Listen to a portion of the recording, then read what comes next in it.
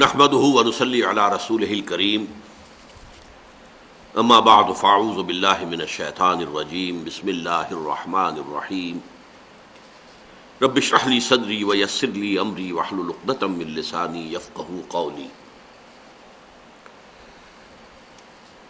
منہج انقلاب نبوی کے ضمن میں علی صاحب الصلاۃ والسلام جو چھٹا مرحلہ ہے، یعنی آرمڈ کانفلکٹ، دو طرفہ جنگ، یقاتلون فی سبیل اللہ فیقتلون ویقتلون، اہل ایمان اللہ کی راہ میں جنگ کر رہے ہیں، وہ قتل کرتے بھی ہیں، قتل ہوتے بھی ہیں۔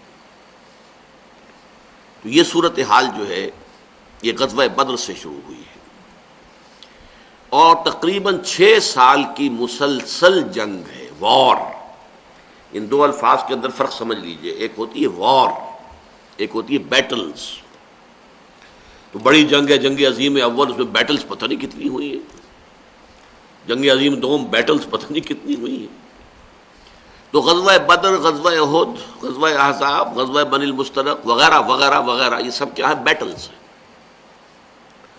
ان سب کو مجموعی طور پر ہم کہیں گے اے 6 years long وار، جس میں ایک تھوڑا سا وقفہ ہوا صلح حدیبیہ کے ذریعے سے، ورنہ یہ ایک مسلسل حالت جنگ ہے۔ سیرت محمدی علیہ صاحب الصلاۃ والسلام کا یہ حصہ جو ہے، یہ چونکہ بہت معلوم ہے، معروف ہے، مشہور ہے، سیرت کی کتابوں میں بھی تفصیل کے ساتھ غزوات کا ذکر آپ کو ملتا ہے۔ سیرت النبی کے بارے میں یہ ایک بنیادی بات آپ نوٹ کر لیجئے کہ حضور کی جو حیات طیبہ ہے، ابتدائی 40 برس وحی کے آغاز سے قبل، اس کے تو ہمارے پاس مصدقہ واقعات 20 بھی نہیں ہیں۔ کہانیاں میلاد کی کتابوں میں لکھی ہوئی وہ علیحدہ باتیں ہیں، مصدقہ، مستند۔ ظاہر بات ہے کہ کس نے ریکارڈ کرنا تھا، کسے معلوم تھا کہ محمد کتنی عظیم شخصیت بن جائیں گے؟ تو کیسے ان کی سیرت کے یہ واقعات ضبط تحریر میں لائے جاتے؟ پھر یہ کہ وحی کے آغاز سے لے کر اور ہجرت تک کے واقعات جو ہیں 12-13 برس، وہ بھی بہت کم ہیں ہمارے پاس ہیں، لیکن اس کے مقابلے میں یہ جو 10 برس ہیں مدنی دور کے، اس کی بڑی تفاصیل، کتاب المغازی، بڑی بڑی کتابیں لکھی گئیں جنگوں پر۔ جنگ ایک بڑی اہم شے سمجھی جاتی تھی پرانے زمانے سے، لہذا اس کی تفاصیل کو ابتدا ہی سے ریکارڈ کرنے کا جو ہے وہ ایک عام دستور تھا، لہذا ان پر بڑا مفصل مواد ہے، اور آپ میں سے بھی اکثر کے ذہن میں وہ پورا نقشہ موجود ہے، لہذا اس میں مجھے کسی تفصیل میں جانے کی ضرورت نہیں ہے۔ البتہ وہ جو ایک پیسو سے ایکٹیو آ کر پھر ایکٹیو سے آرم کانفلکٹ، چوتھے سے 5ویں سٹیج کیسے آئی وہ میں آپ کو بیان کر چکا۔ 5ویں سے 6ٹھی، اس میں بھی ہمارے جو سیرت نگار ہیں 20ویں صدی کے عام، انہوں نے کچھ غلط بیانی سے کام لیا۔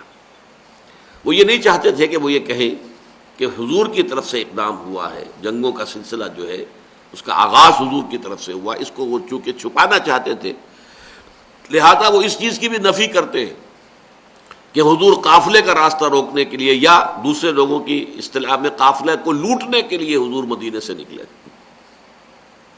مولانا شبلی جو ہے اس کے بہت شدت سے انکار کرتے ہیں، حالانکہ حقیقت یہی ہے۔ چنانچہ جو ہمارے راسخ العقیدہ علماء ہیں، الراسخون فی العلم، تو مولانا محمد ادریس کاندھلوی رحمۃ اللہ علیہ نے سیرت مصطفیٰ میں بڑی تفصیل سے اس پر بحث کی، اور غزوہ بدر کے ضمن میں شیخ الہند مولانا محمود حسن نے بڑی مفصل بحث کی کہ یہ بڑی احمقانہ سی بات ہے کہ اس کی نفی کی کوشش کی جائے۔ واقعہ یہ ہے کہ مدینے سے جب آپ نکلے ہیں تو کسی جنگ کا کسی کو خیال، کسی کے حاشیہ خیال میں بھی نہیں تھا۔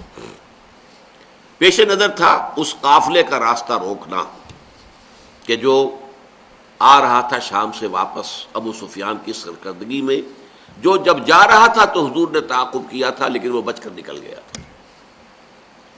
اسی لیے کسی نے اہتمام نہیں کیا کہ وہ اسلحہ ساتھ لے۔ اندازہ تو کیجئے 313 افراد میں سے صرف 2 کے پاس تلواریں تھیں، اسلحہ بھی نہیں لیا، کیا کرنا؟ قافلے کو جا کر جو ہے روکنا ہے، قافلے کو لوٹنا ہے، کہہ لیجیے. لہذا کو کثیر تعداد جو بھی گئی ہے وہ اسی خیال سے نکلی ہے، اور اس میں کوئی بری بات نہیں ہے. باطل سے گویا کہ جنگ تو پہلے دن سے شروع ہو گئی تھی. جیسے ہی حضور نے کہا لا الہ الا اللہ، آپ کے اوپر تشدد شروع ہو گیا، بات ختم ہو گئی. تصادم تو ہے، صرف یہ ہے کہ پہلے وہ تصادم ذہنی اور فکری سطح پر تھا صرف، یا وقت یک طرفہ تشدد تھا اس میں کہ مسلمانوں کو اجازت نہیں تھی جوابی کارروائی کرنے کی. اب یہ تصادم دو طرفہ ہے، اینٹ کا جواب پتھر سے دینے کا موقع آ گیا، مرحلہ آ گیا. اور اس انقلاب کی تکمیل کے لیے انگریزی میں ایک لفظ آتا ہے پش. ایک تو PUSH پش، کسی چیز کو دھکا دینا، ایک ہے PUTCH. یہ پش جو ہے یہ ہے کسی بھی مہم میں پھر آخری حلہ بولنا. تو یہ پش جو ہے انقلابی جد و جہد کا فائنل پش جو ہے وہ ہے یہ آرم کانفلکٹ. اور اس کا بھی آغاز اس ایکٹیو ریزسٹنس کے نتیجے میں جو حضور نے 1 سال تک جاری رکھا، اس کے نتیجے میں یہ 1000 کی فوج نکلی. حضور جب اپنے 313 ساتھیوں کو لے کر تقریباً درمیان میں تھے مدینے اور بدر کے، وہاں حضور کو وحی کے ذریعے سے اللہ نے اطلاع دے دی کہ مکے سے ایک لشکر بھی چل چکا ہے، بڑا طاقتور لشکر. اور ساتھ ہی اے محمد صلی اللہ علیہ وسلم، ہمارا وعدہ ہے کہ ایک تو وہ جو اوپر سے قافلہ آ رہا ہے شمال سے، اور ایک جو جنوب سے آ رہا ہے لشکر، ان دو میں سے ایک پر ہم ضرور مسلمانوں کو فتح دے دیں گے. یہ وحی جب حضور پر آ گئی اور آپ کو اطلاع مل گئی کہ مکے سے تو قریش کا ایک فوج نکل آئی ہے، مسلح، کیل کانٹے سے لیس، پوری تیاریوں کے ساتھ. اب آپ نے ایک مجلس مشاورت منعقد کی اور آپ نے مسلمانوں کے سامنے یہ مسئلہ رکھ دیا کہ دیکھو ہم نکلے تھے اس کام کے لیے، لیکن اب صورت اللہ تعالیٰ کی طرف سے یہ پیش آ گئی ہے. وہ قافلہ بھی آ رہا ہے اور ادھر سے لشکر بھی آ رہا ہے، اور اللہ کا وعدہ ہے ان میں سے ایک پر لازماً اللہ ہمیں فتح عطا کر دے گا. تو بتاؤ کہ ہم کدھر چلیں، لشکر کی طرف چلیں یا قافلے کا پیچھا کریں؟ اس کو آپ جدید اصطلاح میں یہ کہہ سکتے ہیں کہ یہ اپنے ساتھیوں کے مورال کو ریڈ کرنے کی حضور کی طرف سے ایک کوشش تھی. پتہ چلے ساتھیوں کا مورال کیا ہے، کیا عالم ہے، ان کا حوصلہ کیا ہے، ان کے جذبات کیا ہیں، ان کی امنگیں کیا ہیں. آیا وہ ڈر جاتے ہیں یہ سن کر کے لشکر آ رہا ہے، قریش کا لشکر؟ قریش کا تو یوں سمجھیے کہ اس کا لفظ ہی ایک دہشت پیدا کرنے والا تھا عرب کے اندر. قریش، ان کا لشکر اور تیاری کے ساتھ پوری طریقے سے کیل کانٹے سے لیس، یا یہ ہے کہ ان کے اندر اس کیفیت سے اور استقامت پیدا ہوتی ہے کہ ٹھیک ہے اب وقت آیا، اب وقت شہادت آیا ہے، اب وقت آیا ہے کہ ہم اپنا جو مقصود و مطلوب ہے، شہادت ہے مطلوب و مقصود مومن، نہ مال غنیمت نہ کشور کشائی. تو حضور نے جب یہ مشورے کے لیے بات رکھی، یہ بات بڑی اہم ہے، بڑی پیارا واقعہ ہے یہ سیرت کا. مہاجرین میں سے کئی افراد نے کھڑے ہو کر تقریریں کی بڑی جوشیلی. حضور جو حکم آپ کا ہو آپ بسم اللہ کریں، ہم تیار ہیں، ہر شے کے لیے تیار ہیں، فیصلہ آپ کو کرنا. حضرت ابو بکر نے تقریر کی رضی اللہ تعالی عنہ، لیکن حضور نے کوئی خاص اہمیت نہیں دی. حضرت عمر نے تقریر کی، اب بھی حضور نے کوئی خاص اہمیت نہیں دی. فرمایا بھائی دو مشورہ دو، آپ لوگ مشورہ دیجئے. پھر حضرت مقداد ابن الاسود نے جو تقریر کی ہے وہ بڑی پیاری ہے کہ حضور ہم موسیٰ کے ساتھی نہیں ہیں کہ جنہوں نے جنگ کے وقت کہہ دیا تھا کہ فَاذْهَبْ أَنْتَ وَرَبُّكَ فَقَاتِلَا إِنَّا هَاهُنَا قَاعِدُونَ، جاؤ موسیٰ تم اور تمہارا رب جا کر جنگ کرو، ہم تو یہیں بیٹھے، ہم جنگ نہیں کریں گے. ہم موسیٰ کے ساتھی نہیں ہیں، ہم محمد کے صحابی ہیں صلی اللہ علیہ وسلم. خدا کی قسم آپ بسم اللہ کریں، جو بھی قدم آپ اٹھائیں گے انشاءاللہ اللہ تعالی ہمارے ذریعے سے آپ کو آنکھوں کی ٹھنڈک عطا کرے گا. حضور ان کی بات کو بھی کوئی خاص اہمیت نہیں دے رہے. پھر فرما رہے اشیرونی، مجھے مشورہ دو بھائی. اب یہ بات جو ہے انصار کی سمجھ میں آ گئی کہ حضور کا روح سخن ہماری جانب ہے، کیونکہ انصار سے جو معاہدہ ہوا تھا بیعت عقبہ ثانیہ میں وہ یہ تھا کہ اگر مدینے پر حملہ ہوگا تو ہم آپ کی حفاظت کریں گے اپنے اہل و عیال کی طرح۔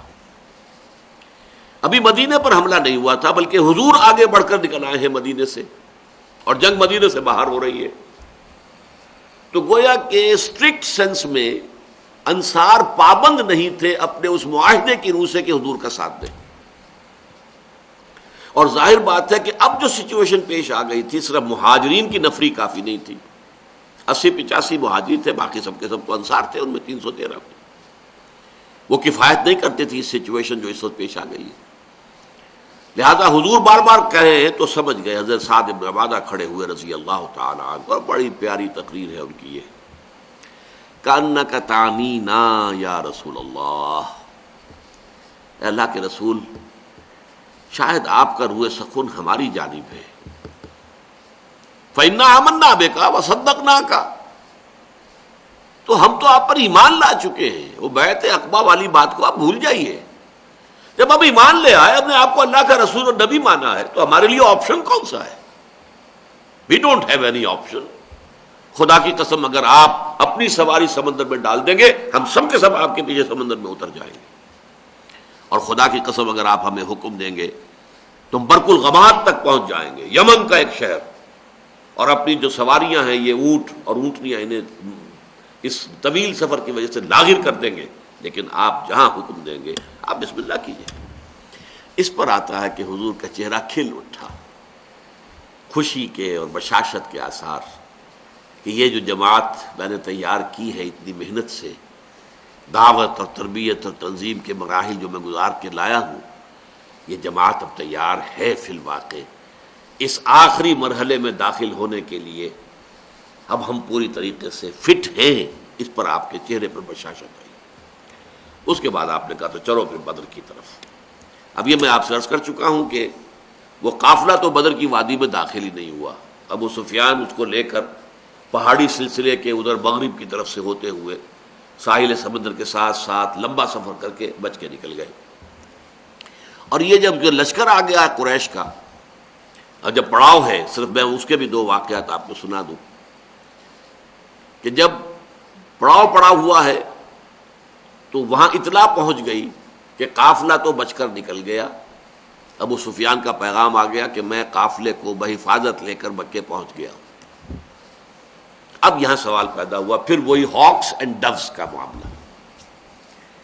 ڈوز نے یہ سوچا کہ اب خوریزی کاہے کے لیے، ہم تو نکلے تھے اپنے قافلے کی حفاظت کے لیے، قافلہ تو پہنچ گیا۔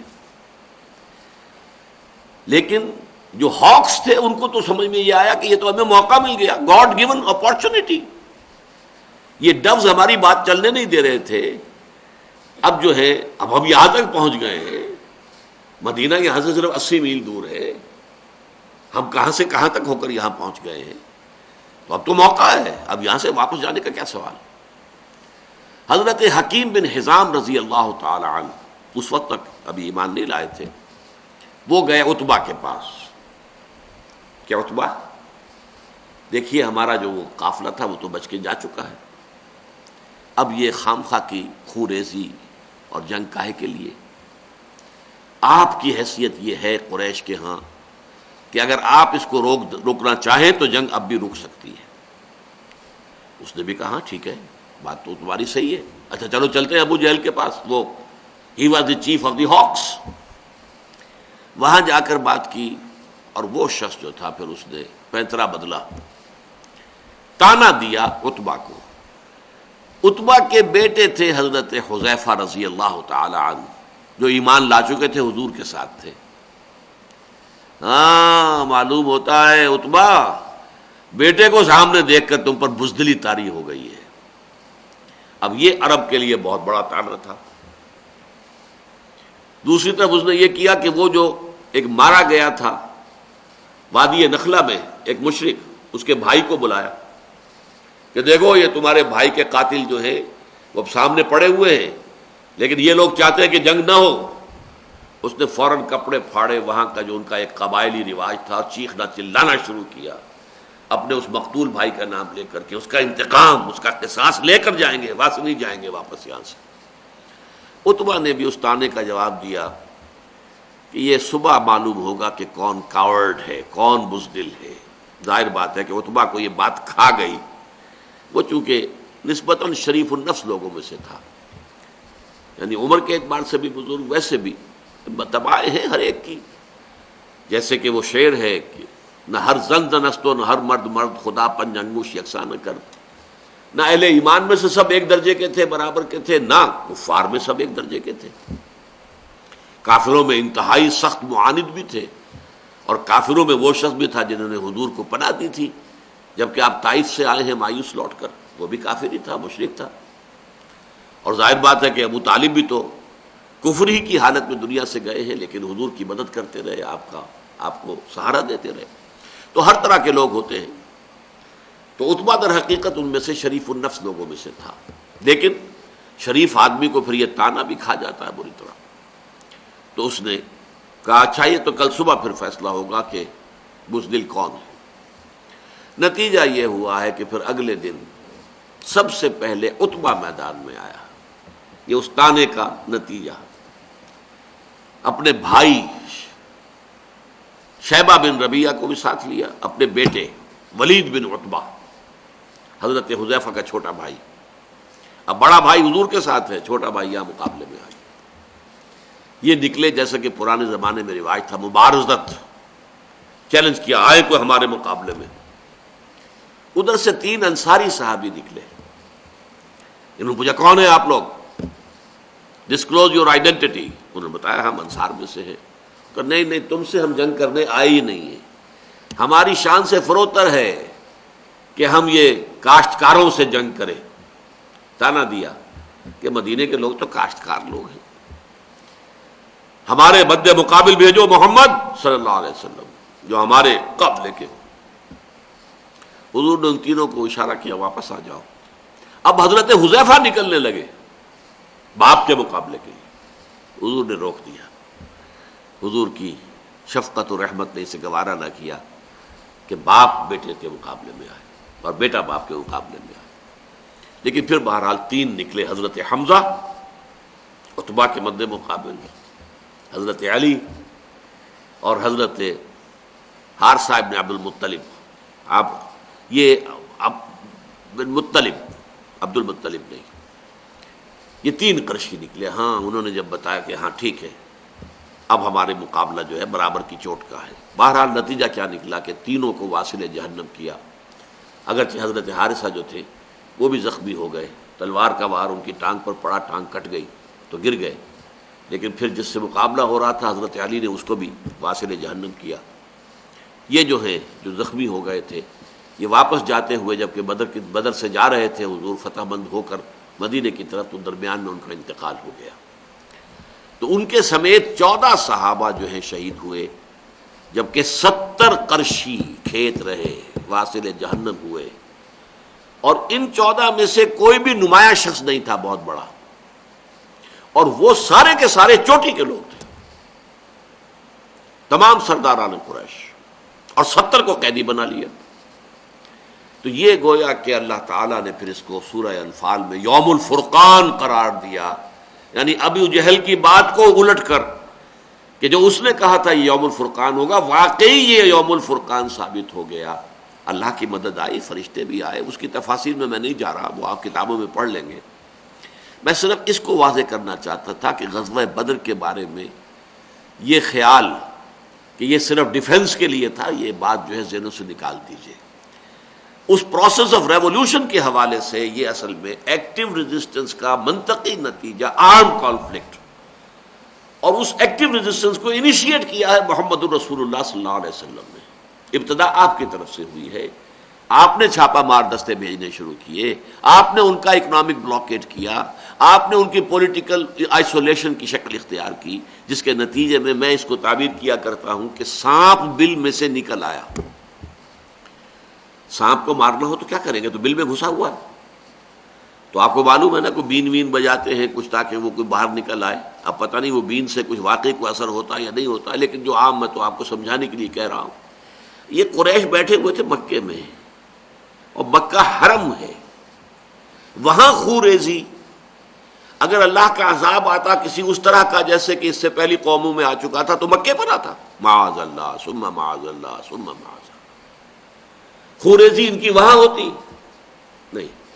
اس سانپ کو تو نکالنا تھا، اس سانپ کو نکالنے کے لیے محمد الرسول اللہ صلی اللہ علیہ وسلم نے جو اقدام کیا، جو ایکٹیو ریزسٹنس کا جو پروسیس شروع کیا، اس کے نتیجے میں وہ 1000 کا لشکر نکل کر جو آیا ہے وہ گویا کہ سانپ جو ہے وہ اپنے بل سے باہر آ گیا اور میدان بدر میں اس کا سر کچلا گیا۔ بہرحال غزوہ بدر سے جو final and six stage of the revolutionary process of Muhammad صلی اللہ علیہ وسلم میں وہ شروع ہو گیا۔ اگلے ہی سال غزوہ احد ہوا، وہاں مسلمانوں کے ایک انڈسپلن کی وجہ سے جو فتح حاصل ہو گئی تھی فوراً وہ شکست میں بدل گئی۔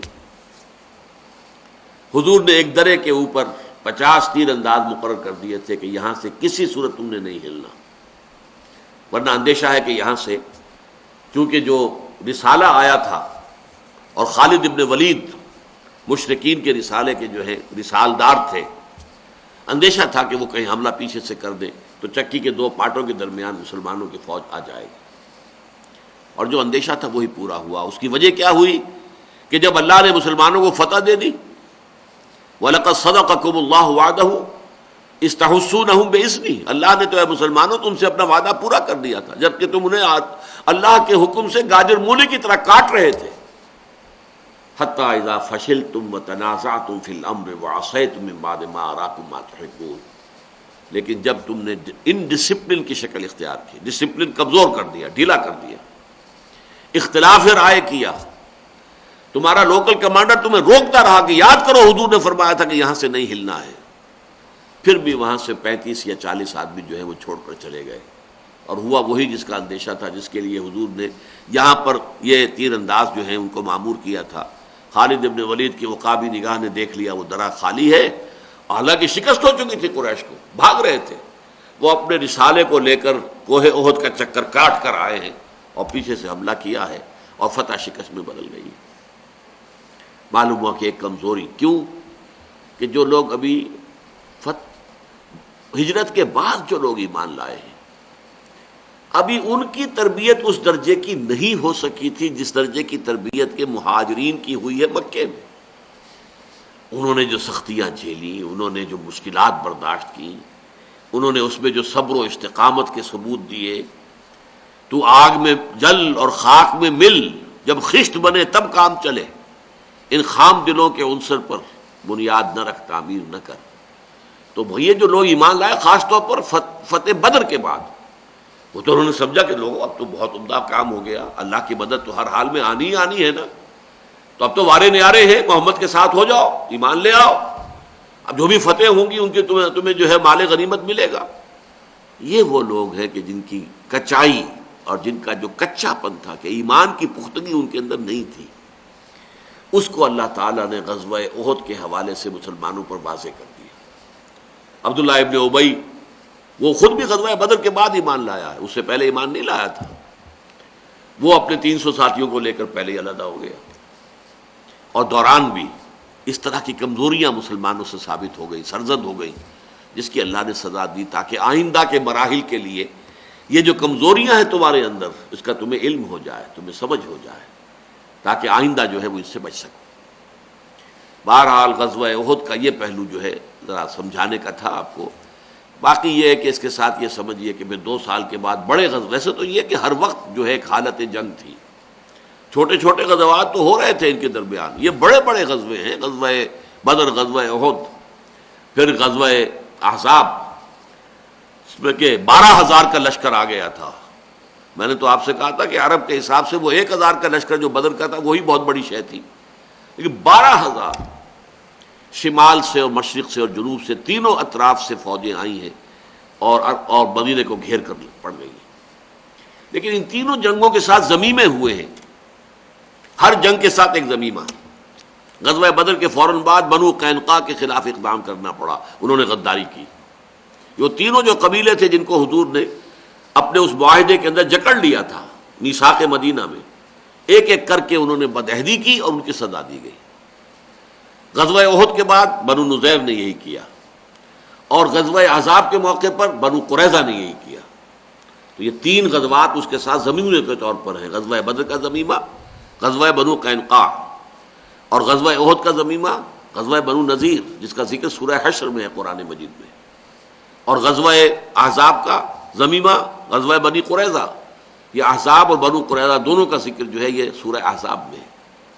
بہرحال ان جنگوں کے نتیجے میں غزوہ احزاب کے موقع پر آ کر آخری امتحان اللہ تعالیٰ نے اہل ایمان کا لے لیا۔ ایسی صورتحال تھی کہ محسوس ہوتا تھا کہ اب یہ چراغ بجھا کے بجھا، جیسے کہیں صحرا میں کوئی چراغ چل رہا ہے اور تیز آندھیاں چل رہی ہیں بجھانے کے لیے۔ مدینہ منورہ ایک چھوٹا سا شہر، چند ہزار کی اس کی کل نفری، کتنے مسلمان اس میں ہیں، پھر یہ کہ تین طرف یہودیوں کے قلعے ہیں۔ اس وقت جو ہے وہ ایک ہی رہ گیا تھا بنو قریظہ کا۔ اندیشہ ہے کہ وہ غداری نہ کر دیں، جیسے کہ پہلے ان کے دونوں بھائی قبیلے جو ہیں وہ غداری کر چکے ہیں، بنو نذیر بھی اور بنو قینقاع بھی۔ 12,000 کا لشکر، ٹوٹل بلاکیڈ۔ اور اس موقع پر حضرت سلمان فارسی کے مشورے پر عمل کرتے ہوئے حضور نے خندق کھدوا لی، ڈیفنس کا وہ طریقہ اختیار کیا کہ جس سے عرب واقف نہیں تھے۔ یہ تو حضرت سلمان فارسی ایرانی تھے، انہیں معلوم تھا۔ انہوں نے کہا کہ حضور ایسے موقع پر ہمارے ہاں ایسا کرتے ہیں کہ خندق کھود لیتے ہیں تاکہ وہ دشمن آپ پر لشکر کی حیثیت سے حملہ آور نہ ہو سکے۔ خندق کھودی گئی ہے، فاقے ہیں اس لیے کہ بلاکیڈ ہے، باہر سے کوئی شے آ ہی نہیں رہی، اب کھانے کو کچھ ہے ہی نہیں، کئی وقت کے فاقے ہیں۔ پیٹوں پر لوگوں نے پتھر کسے ہوئے اپنی چادروں کے ساتھ، پتھر رکھ کر چادر کو باندھ لیا جیسے آپ بیلٹ باندھتے ہیں، تاکہ یہ جو سٹامک ہے اصل میں جب بالکل خالی ہو جاتا ہے تو اس میں ہنگر کنٹریکشن شروع ہو جاتی ہے، اندر ہی اندر پھر جو وہ ہے، بلکہ وہ اپنے آپ کو بھی کھانا شروع کر دیتا ہے۔ وہ جو جوسز ہیں، ڈائجسٹو جوسز، وہ تو پیدا ہوتے ہیں اور وہ اس کو خود معدے کا جو ہے اسی کو گلانا شروع کر دیتے ہیں۔ اس کے لیے یہ ایک ذریعہ ہوتا ہے کہ پیٹ کے اوپر پتھر رکھ کر مضبوط سے کس دیا جائے، گویا کہ ایک تسلی دے دی جائے معدے کو کہ کچھ ہے، چاہے وہ باہر ہے اس کے اندر نہیں ہے، لیکن یہ کہ یہ ایک طریقہ ہوتا ہے کمر دوہری نہ ہو جائے، کمزوری نہ ہو۔ اور یہ صورتحال تھی۔ اس حال میں جو ہے حکم دیا گیا کہ اب خندق کھودو، اور وہ بھی پتھریلی زمین، اس میں آسانی سے خندق نہیں کھودی جا سکتی تھی۔ ادھر فاقے ہیں، شدید سردی ہے، سردی میں انسان کی خوراک کی ضرورت بڑھ جاتی ہے، زیادہ کیلوریز کی ضرورت ہوتی ہے۔ یہاں پر یہ ہے کہ خوراک ہے ہی نہیں اور پیٹوں سے پتھر بندھے ہوئے۔ آ کے جب انہوں نے حضور کے سامنے جو ہے اپنی یہ پیش کی صورتحال کہ حضور دیکھیے فاقوں سے ہمارا برا حال ہے، ہم نے اپنے کمروں سے اپنے پیٹوں سے پتھر باندھے۔ حضور نے اپنا کرتا اٹھا کے دکھایا، وہاں 2 پتھر بندھے ہوئے، لیکن اسی حال میں خندق کھودی گئی۔ اور ایک شعر پڑھ رہے ہیں آواز میں آواز ملا کر، جب کوئی مشقت طلب کام کرنا ہو کسی گروپ کو تو اس طرح سے آواز میں آواز ملا کر اگر وہ کچھ پڑھتے رہے تو ایک تو یہ ہے کہ وہ بہت عمدہ ہو جاتی ہے کہ اگر کوئی چوٹ لگ رہی ہے تو ایک ہی وقت میں چوٹ لگے، یا جیسے کوئی رسہ کشی ہے تو ایک ہی وقت میں زور لگے پورا جھٹکا۔ تو وہ شعر کیا پڑھ رہے ہیں؟ نحن الذین بایعوا محمدا علی الجہاد ما بقینا ابدا، ہم وہ لوگ ہیں جنہوں نے بیعت کی تھی محمد سے، جہاد کی صلی اللہ علیہ وسلم، اب ہم اس بیعت کو پورا کریں گے جب تک جان میں جان ہے، ما بقینا ابدا۔ اور یہ حالات تھے جس کے نتیجے میں جو منافقین تھے ان کا خبث باطن ان کی زبانوں پر آ گیا۔ ما وعدنا اللہ ورسولہ الا غرورا، اللہ اور اس کے رسول نے تو ہمیں سبز باغ دکھائے، دھوکہ دے کے مروا دیا۔ ہم سے کہا تھا کیسر و کسریٰ کے خزانے تمہیں ملیں گے، یہاں حال یہ ہو گیا ہے، ہمارے پاس کھانے کو کچھ نہیں، ہم قضاء حاجت کے لیے باہر نہیں جا سکتے۔ منافق بالکل کھل کر سامنے آ گئے، لیکن اہل ایمان کی اکثریت کا حال کیا تھا؟ انہوں نے کہا ھذا ما وعدنا اللہ ورسولہ وصدق اللہ ورسولہ۔ ان کے سامنے سورہ بقرہ کی آیت تھی وَلَنَبْلُوَنَّكُمْ بِشَيْءٍ مِّنَ الْخَوْفِ وَالْجُوعِ وَنَقْصٍ مِّنَ الْأَمْوَالِ وَالْأَنفُسِ وَالثَّمَرَاتِ، ہم لازماً تمہیں آزمائیں گے بھوک سے، نقصانات سے، جان اور مالی نقصان سے، ان کے سامنے وہ آیت تھی، ھذا ما وعدنا اللہ ورسولہ، یہی تو ہے جس کا وعدہ کیا تھا اللہ نے اور اس کے رسول نے، صدق اللہ ورسولہ، وہ سچے تھے۔ بہرحال اللہ نے یہ دودھ کا دودھ پانی کا پانی علیحدہ کر کے اور پھر اپنے ہی خاص تدبیر سے ان لشکروں کو واپس کر دیا، زبردست آندھی بھیج دی، اس نے ان کے خیمے جو ہیں وہ اکھاڑ دیے، ان کے جو دیگیں چڑھی ہوئی تھی اور چولہوں کے اوپر ان دیگوں سے آگ لگ گئی، ہانیاں اور دیگیں الٹ گئیں، وہ تنگ آ کے بھاگ کے چلے گئے، مقابلے کی، کھلے مقابلے کی نوبت ہی نہیں آئی۔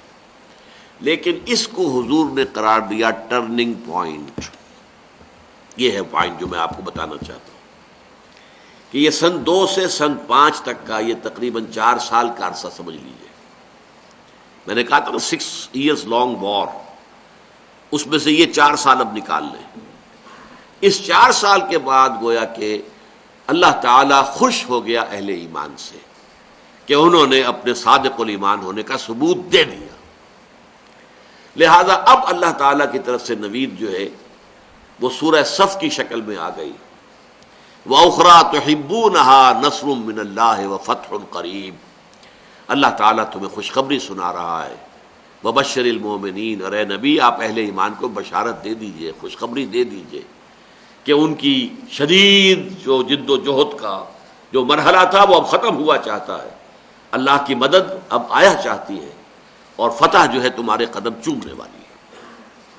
چنانچہ حضور نے اسی وقت فرما دیا تھا غزوہ احزاب کے اختتام پر کہ لن تغزوکم قریش بعد عامکم ھذا، مسلمانوں اب قریش آئندہ اس سال کے بعد تم پر حملہ آور ہو کر نہیں آئیں گے، ان کی قوت اب ختم ہو چکی ہے، وہ جو کر سکتے تھے کر چکے، ولکنکم تغزونہم، لیکن اب تمہاری طرف سے اقدام ہوگا۔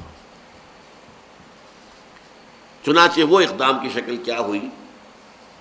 حضور نے اگلے سال سن 6 میں خواب دیکھا کہ ہم عمرہ کر رہے ہیں، اعلان کر دیا عمرہ کرنا ہے، عمرے کے لیے چلنا ہے، احرام باندھ لیے، 1400 یا 1800 صحابہ ساتھ ہو گئے۔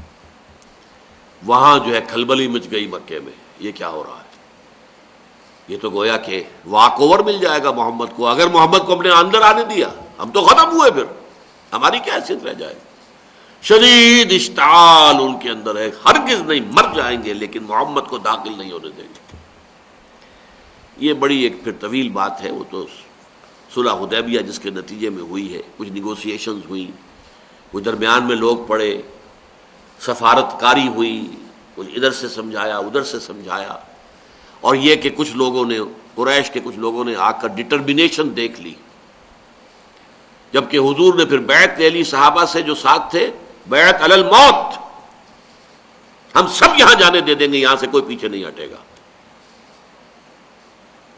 تو اس کی خبر پہنچ، وہ لرز گئے، یہ بیعت علی الموت، اسے بیعت رضوان بھی کہتے ہیں، جس پر اللہ تعالیٰ کی رضا کا سورہ فتح میں ذکر آیا ہے، لقد رضی اللہ عن المؤمنین اذ یبایعونک تحت الشجرہ، اے نبی اللہ اہل ایمان سے راضی ہو گیا جب وہ آپ سے اس درخت کے نیچے بیعت کر رہے تھے، اور یہ بیعت علی الموت یا بیعت علی اللہ نفر، موت کی بیعت یا نہ بھاگنے کی بیعت تھی۔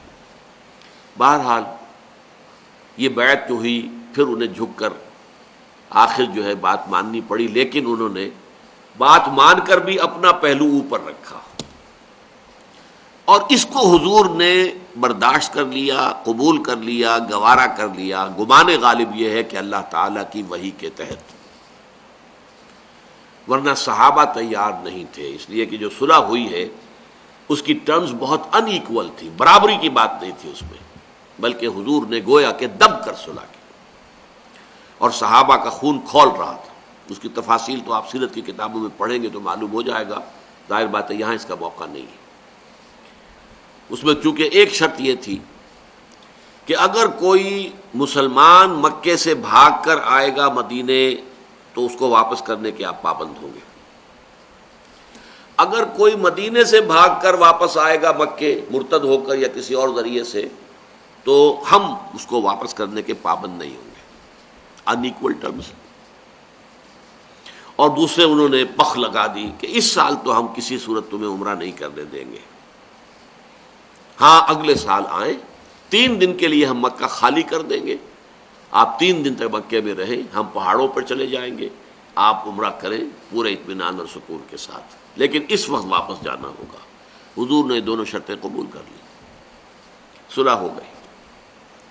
اس کو قرآن نے کہا انا فتحنا لک فتحا مبینا، اے محمد ہم نے آپ کو بڑی کھلی فتح عطا کر دی ہے، عنایت کر دی ہے۔ اس فتح کا فتح ہونا بعد میں واضح ہوا۔ 2 کام حضور نے کیے اس صلح کے نتیجے میں۔ جب جنوب کی طرف سے آپ مطمئن ہو گئے کہ مکے سے کوئی حملہ نہیں ہوگا، پوری قوت کے ساتھ آپ نے شمال میں اقدام کیا، اور خیبر جو گڑھ تھا یہودیوں کا، یہ سارے یہودی جو مدینے سے بھی نکلے تھے وہیں پر جا کر آباد ہو گئے تھے، اور بہت بڑی طاقت تھی، آپ نے خیبر پر حملہ کیا، اس کو فتح کر دیا، کیونکہ اب قریش ان کی مدد کو نہیں آ سکتے تھے۔ غزوہ احزاب میں یہ سب آئے تھے، ادھر سے یہودی آئے تھے، ادھر سے قریش آئے تھے، اور مشرق سے بنو غطفان کے قبائل آئے تھے۔ تو جب قریش کی طرف سے حضور فارغ ہو گئے تو آپ نے پوری طاقت کے ساتھ حملہ کیا، خیبر فتح کر لیا، اور بے پناہ مال غنیمت ہاتھ آیا، اور مسلمانوں کے دل اندر دور ہو گئے، جس کو کہنا چاہیے کہ ان کے پاس جو بھی مفلسی تھی، محتاجی تھی، وہ ختم ہو گئی، اس لیے کہ بہت مال غنیمت جو ہے اس فتح خیبر کے نتیجے میں حاصل ہوا۔ دوسرا کام آپ نے کیا کیا؟ اب جو یہ جنگ بندی ہو گئی، سیز فائر ہو گیا، تو اب آپ نے پورے عرب میں اپنی دعوتی سرگرمی جو ہے اس کو انتہائی تیزی کے ساتھ پھیلا دیا، بڑی تیزی کے ساتھ کنورشن ہوئی، اس لیے کہ تمام قبائل نے یہ دیکھ لیا کہ قریش صلح کرنے پر مجبور ہو گئے محمد سے صلی اللہ علیہ وسلم۔ یہ صلح کرنے کے معنی کیا ہوتے ہیں؟ They have recognized that Muhammad is a power to reckon with۔ اب انہوں نے گویا کہ تسلیم کر لیا ہے کہ محمد ایک طاقت ہے جن کو تسلیم کیے بغیر چارہ نہیں ہے۔ صلح تو اسی سے ہوتی ہے جسے آپ تسلیم کرتے ہیں۔ جیسے آج کل آپ کے بھی علم میں ہوگا کہ چند سال پہلے تک کوئی عرب ملک جو ہے اسرائیل کے کسی نمائندے کے ساتھ بات کرنے کو تیار نہیں تھا۔ صلح کرنی تو بہت دور کی بات ہے، ایک کمرے میں بیک وقت ہونے کو تیار نہیں، میز پر بیٹھنا تو دور کی بات ہے۔ ایک دروازے سے اگر اسرائیل کا نمائندہ داخل ہوا، دوسرے سے جو ہے وہ عرب نمائندہ نکل جاتا تھا، وہ ریکگنائز کرنے کو تیار نہیں تھے۔ لیکن خلیج کی جنگ کے بعد پھر انہیں نیگوشیٹ بھی کرنا پڑا، تسلیم بھی کرنا پڑا۔ پہلے صرف ایک ملک نے کیا تھا، مصر نے، اور بعد میں آپ کو معلوم ہے کہ اور عرب ممالک بھی سب کے سب لائن حاضر ہو گئے تھے میڈرڈ میں۔ مجبوری، یہ گویا کہ ان کو تسلیم کرنے کے مترادف تھا، اور یہ بہت بڑی فتح ہے اسرائیل کی۔ اسی طرح حضور کی بہت بڑی فتح تھی کہ قریش نے آپ کے ساتھ معاہدہ کیا، آپ کو تسلیم کر دیا کہ آپ ایک بہت بڑی طاقت ہے۔ اس کا جو اثر ہوا تمام عرب پر، اب بہت سے لوگ جو ہے اسلام میں داخل ہو گئے، دعوت و تبلیغ کا دائرہ وسیع ہو گیا۔ اور نمبر 3 نوٹ کیجئے، اسی مرحلے پر آپ نے اپنی انقلاب کے بین الاقوامی مرحلے کا آغاز کر دیا۔ یہ نقطہ بہت اہم ہے، بہت اہم ہے، بہت اہم ہے۔ انقلابی جدوجہد کا خاصہ یہ ہوتا ہے کہ وہ ابتداً کسی ایک جگہ پر کنسنٹریٹ کرتی ہے، پھیلاتی نہیں اپنے آپ کو، ایک جگہ پر کنسنٹریٹ کرتی ہے، ساری طاقت وہیں پر لگے تاکہ وہاں انقلاب آ جائے۔ جب انقلاب وہاں آ جائے گا، اب وہ انقلاب پھیلے گا۔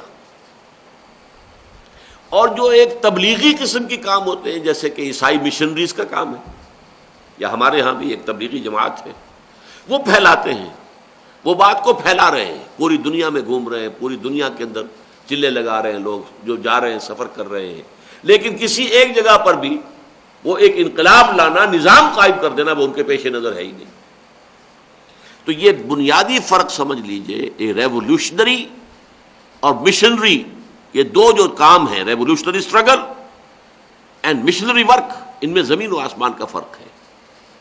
مشنری ورک میں مذہب کی تبلیغ ہوتی ہے، صرف عقائد، عبادات، ان کی تبلیغ ہوتی ہے، اور ریولوشنری میں نظام قائم کرنا مقصود ہوتا ہے۔ مذہبی یا مشنری وہ زمین پر پھیلنے والی بیل کی مانند ہے، جیسے خربوزے کی بیل ہے، زمین پر ہی پھیلتی چلی جائے گی۔ متیرا ہے، کوئی اور شے ہے، بیل جو ہوگی وہ کھڑی نہیں ہوتی درخت کی شکل میں، وہ پھیل جائے گی، ہو سکتا ہے بیگھوں میں پھیل جائے بیل، لیکن اٹھے گی نہیں، وہ درخت کی شکل اختیار نہیں کرے گی۔ جبکہ ریولوشنری پروسیس وہ ایک جگہ پر، جیسے درخت آم کے چاہے 2 ہی پتیاں نکلی ہیں گٹھی میں سے، اوپر کو رخ ہوگا ان کا، اوپر بڑھے گا، ایک تنا بنے گا، اوپر جائے گا، اوپر جا کر پھیلے گا، پھر درخت سایہ کرے گا یا پھل دے گا، پھیلے گا اوپر جا کر۔ انقلاب ایک جگہ پر جو ہے کنسنٹریٹ کر کے وہاں تبدیلی لاتا، پھر اس کا ایک نظام جو ہے وہ پھر اس کی ایکسٹینشن ہوتی ہے دائیں بائیں شمال جنوب۔ تو یہ فرق ذہن میں رکھیے، حضور نے آغاز سے اپنی دعوت کو بین الاقوامی نہیں بنایا، حالانکہ نوٹ کر لیجئے جب حضور پر وحی کا آغاز ہوا ہے اس وقت آپ غنی تھے، حضرت خدیجہ کی دولت، بہت بڑی دولت آپ کے پاس موجود تھی، آپ جو ہے مشنری جو ہیں اپنے بھیج سکتے تھے، ایمسریز جن کو کہا جاتا ہے، آپ اپنے سفیر بھیجتے، خطوط لکھ کر بھیج دیتے، ہرقل کو بھیج دیتے، کسرا کو بھیج دیتے، نجاشی کو بھیج دیتے، بقوقس کو بھیج دیتے، کر سکتے تھے، میں اللہ کا رسول ہوں مجھ پر ایمان لاؤ، نہیں کیا، قطعاً نہیں کیا۔ بلکہ جو حضرات گئے ہیں ایبیسینیا میں، حبشہ میں، ہجرت حبشہ جو ہوئی تھی، انہوں نے بھی وہاں جا کر تبلیغ کا کام نہیں کیا، بس وہاں جا کر پناہ لی ہے، آرام سے وہاں رہے ہیں، تبلیغ کا کام نہیں کیا۔ یہ نوٹ کر لیجئے، اس لیے کہ انقلابی جدوجہد جب تک کہ کسی ایک جگہ پر کامیاب نہ ہو جائے وہ اسے انٹرنیشنلائز نہیں کرتے، بلکہ اس میں نقصان ہو جاتا ہے۔ اگر آغاز ہی سے پتہ چل گیا ہوتا قیصر روم کو کہ یہ کیا دعوت ہے جو مکے کے اندر جو ہے یہ خدمت جو ہو رہی ہے یہ کیا ہے اور اس کے کانسیکوینسز کیا ہو سکتے ہیں، تو ظاہر بات ہے وہ بھی کوئی نہ کوئی روک لگاتا، کوئی رکاوٹ ڈالتا۔ اگر کسرا کو پتہ چل جاتا کہ میری جڑیں کھو دی جا رہی ہیں اور یہ عرب کے صحرا کے اندر سے کوئی ایسا طوفان اٹھنے والا ہے کہ جس میں میری پوری سلطنت جو ہے وہ تنکے کی طرح بہہ جائے گی، تو وہ کوئی نہ کوئی رکاوٹیں ڈالتا، انہیں تو پتہ ہی نہیں چلا۔ ہاں جب عرب میں یہ پوزیشن ہو گئی کہ قریش نے گویا کہ تسلیم کر لیا that Muhammad is a power to reckon with، اب وہ پوزیشن تھی، اب آپ نے نامہ ہائے مبارک بھیجے قیصر کے نام، دہیا کلبی رضی اللہ تعالی عنہ خط لے کر گئے کسرا ایمپرر، ایرانین ایمپرر کے پاس، مقوقس شاہ مصر کے پاس، نیگوس، اس لیے کہ وہ نجاشی فوت ہو چکے تھے جو ایمان لے آئے تھے، اب جو اور تھا وہ مسلم نہیں تھا، مومن نہیں تھا، اور جو آس پاس کے بحرین وغیرہ ان سب کے چاروں طرف جو جزیرہ نما عرب کے چاروں طرف جو چھوٹے بڑے بادشاہ تھے، جو چھوٹے بڑے نظام تھے، مصر میں بادشاہت نہیں تھی، پیٹریارک تھا، ایک نیم مذہبی حکومت تھی، مقوقس جو ہے وہ گویا کہ وہاں کا حکمران تھا۔ بہرحال ان سب کو آپ نے خطوط بھیجے، کب؟ سن 7 ہجری میں، صلح حدیبیہ کے بعد، گویا کہ اندرون ملک انقلاب کی تکمیل بس آخری مرحلے میں داخل ہو چکی ہے، اس لیے کہ سن 8 میں اب آپ نے پوری اپنی قوت کے ساتھ 10,000 صحابہ، ذرا اندازہ کیجئے 2 سال پہلے آپ عمرے کے لیے گئے تو 1400 یا 1800 تھے، اب اس عرصے میں صلح کی وجہ سے جو موقع ملا ہے اور جو دعوت پھیلی ہے، جو تبلیغ ہوئی ہے، اس کے نتیجے میں اب 10,000 صحابہ کی فوج جو ہے وہ حضور کے ساتھ ہے، اور مکہ جو ہے فتح ہو گیا بغیر لڑائی بڑھائی کے۔ اس موقع پر چونکہ ابو سفیان کو بھی یہ معلوم تھا کہ اب ہمارے اندر یہ جان نہیں ہے، طاقت نہیں ہے، ہم مقابلہ نہیں کر سکتے محمد کا صلی اللہ علیہ وسلم، تو صلح توڑی تھی انہوں نے اور ان کے ساتھیوں نے، تو اس نے کوشش کی کہ صلح کی تجدید ہو جائے، دوبارہ صلح ہو جائے، لیکن حضور صلی اللہ علیہ وسلم نے اس صلح کی تجدید جو کرنے پر آبادگی ظاہر نہیں کی، اور آپ نے سفر کیا، اور آپ اس کے نتیجے میں یہ 10 رمضان مبارک، 1 ہفتہ کم 6 برس، 17 رمضان سن 2 ہجری، غزوہ بدر، beginning of the 6th and the final stage of the revolutionary process of محمد صلی اللہ علیہ وسلم، armed conflict، اور 10 رمضان المبارک سن 8 ہجری میں مکہ فتح ہو، اس کے بعد طائف، اس کے بعد حنین، یہ تو گویا کہ زمین میں ہے۔ فتح مکہ کے بعد گویا کہ اندرون جزیرہ نما عرب جاء الحق وزهق الباطل ان الباطل کان زہوقا، اس کے بعد جو ہے اگلا مرحلہ وہ در حقیقت اس کی بیرون جزیرہ نما عرب جو توسیع ہے اس کا ہے، 7واں اور آخری مرحلہ، اس پر انشاءاللہ آئندہ نشست میں گفتگو ہوگی۔ اقول قولی ھذا واستغفر اللہ لی ولکم ولسائر المسلمین والمسلمات.